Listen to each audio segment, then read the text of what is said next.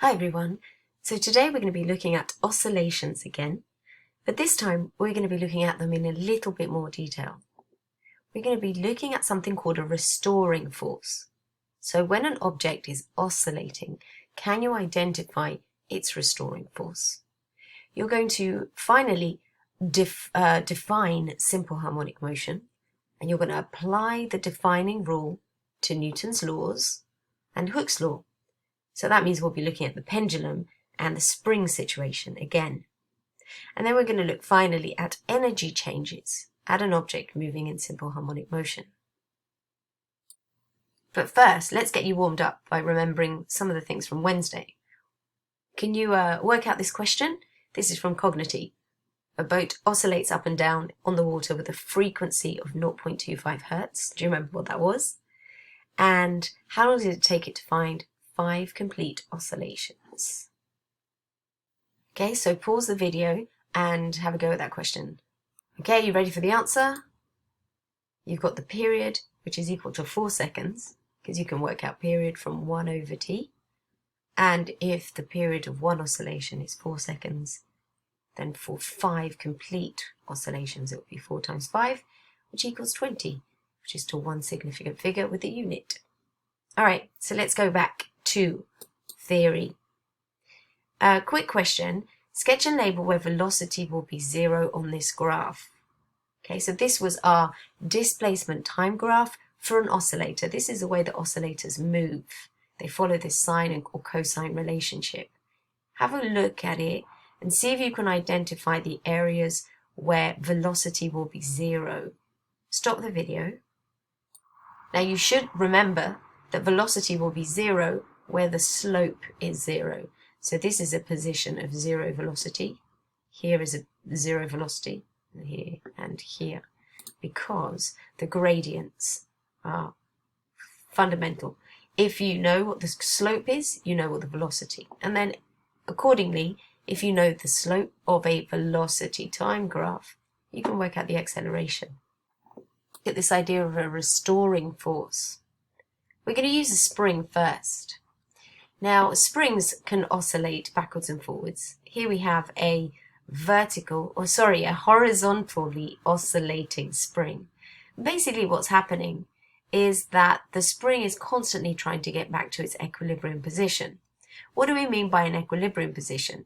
It's basically where the spring sits when there's no weight added, or when you first add your weight, when you let it basically settle, the equilibrium position is where it stops moving, right? So here we have our equilibrium position. Now when you start moving it, you set it into motion, it oscillates about that equilibrium position. And the force basically is what tries to get it going back to that position. So as the spring squashes, then there's kind of a need for the spring. Let's see, it's being squashed, then the spring's trying to push it back to the equilibrium position. When the spring stretches out, then the spring itself tries to pull it back to its equilibrium position. So we have compression and we have tension, and then that restoring force is continuously trying to get it back to the original place, its rest place, its rest position. Now, as you can see, that force is continuously varying. It's increasing and then decreasing and increasing and decreasing. This kind of pattern should be familiar to you. Exactly. It's that sine or cosine relationship. It's constantly changing. Now, how do we know that that it's constantly changing mathematically? We can see that it's constantly changing on this video. Well, let's have a look first at Hooke's law. One of the simplest type of simple harmonic motion is called Hooke's law. And you've come across Hooke's law because Hooke's law is the relationship between force on a spring and its extension, right? So you guys know that if you increase the extension, the force will increase proportionally. Now, how does the extension increase? Extension follows the simple harmonic motion curve. So therefore, the force will follow the simple harmonic motion curve. And if we equate this as a linear statement, if we make an equation, then our constant of proportionality is the spring constant. So as Hooke's law, when you've done it before, force equals the spring constant times displacement, right? That also applies in simple harmonic motion. The force and the displacement are proportional. Now, let's look at the direction. We use a minus in this form of the expression because if we can see here, the direction of the increase is opposite. Here, the displacement is increasing and the force is increasing, but in the opposite direction. So this is pointing that way, but displacement is increasing in this direction. So let's have a look. Displacement is increasing this way, but force is increasing in the opposite. Let's have a look at that again. So displacement increases that way and force increases that way. So that's why there's a minus. Basically, the displacement is increasing in an opposite direction to the force. And then finally, if we go back to Newton's law, we know that force is also proportional to acceleration. Right? So force is proportional to minus acceleration. And so therefore, displacement is proportional to minus acceleration. Now this displacement is proportional to minus acceleration is the defining relationship for simple harmonic motion.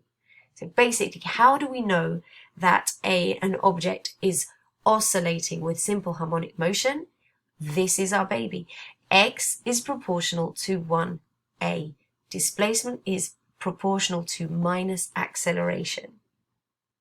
Interestingly enough, we know this already because when we look at our displacement and our acceleration graphs, we can see that they are the inverse. The acceleration is the minus of the displacement. So we can see that proportionality using the motion graphs.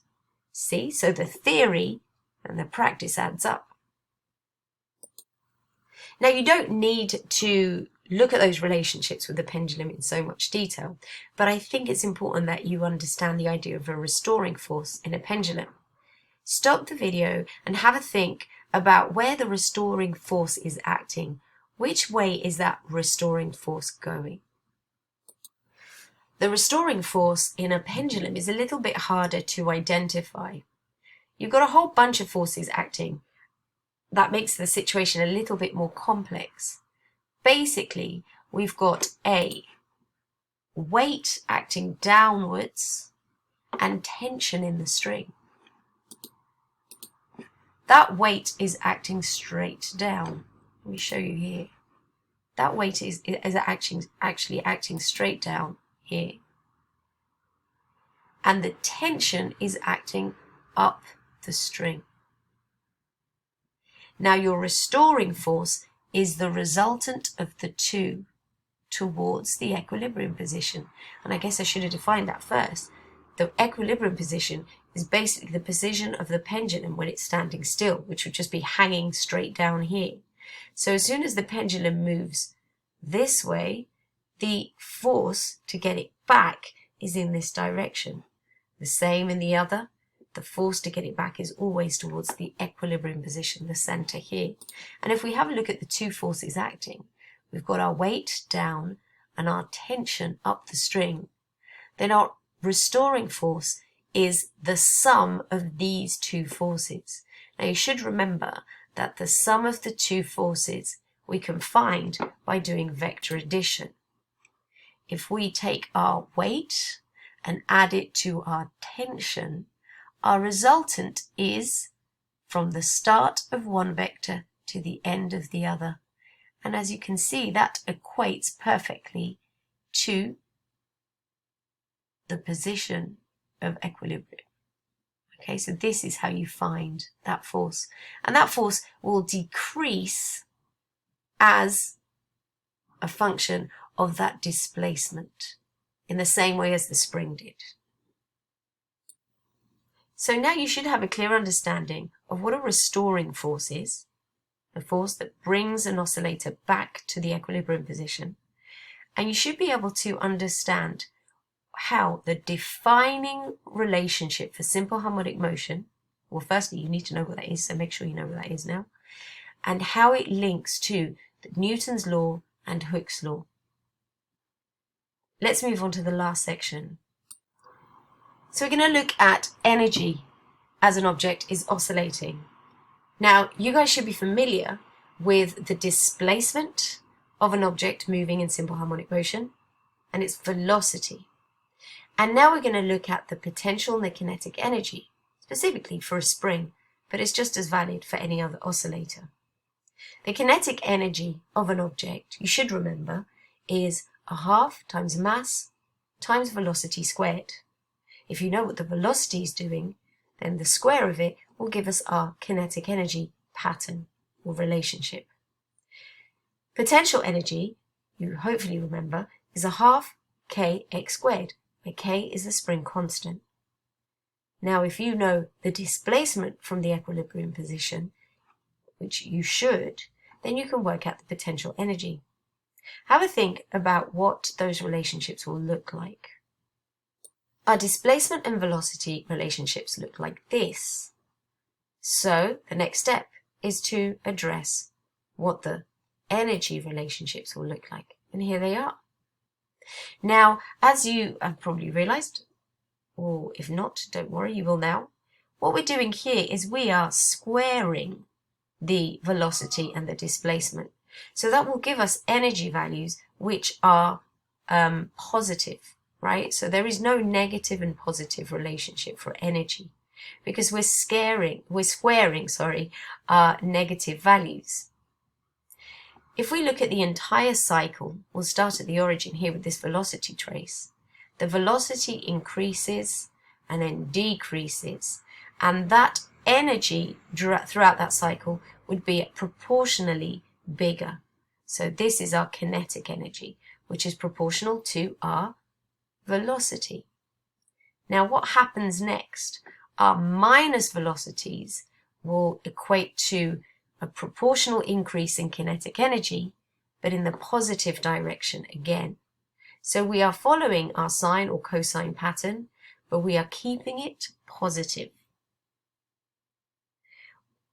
Once you understand that for velocity, you'll understand why for displacement we get exactly the same idea. Sorry, here it is, for potential energy I mean.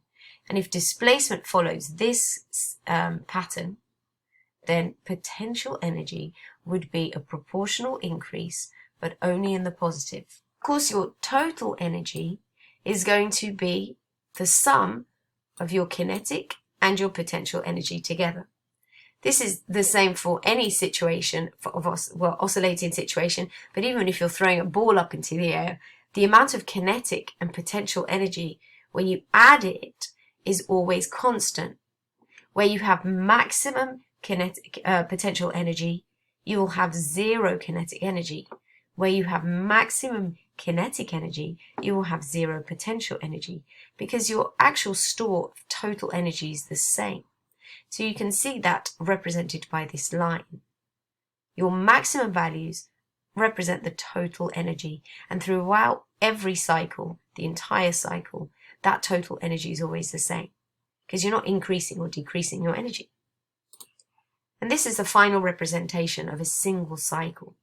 So as you oscillate from your first amplitude, your maximum displacement, to your minimum displacement in one cycle, this is the pattern that your kinetic energy follows, your potential energy, and as you can see, your total energy there is constant.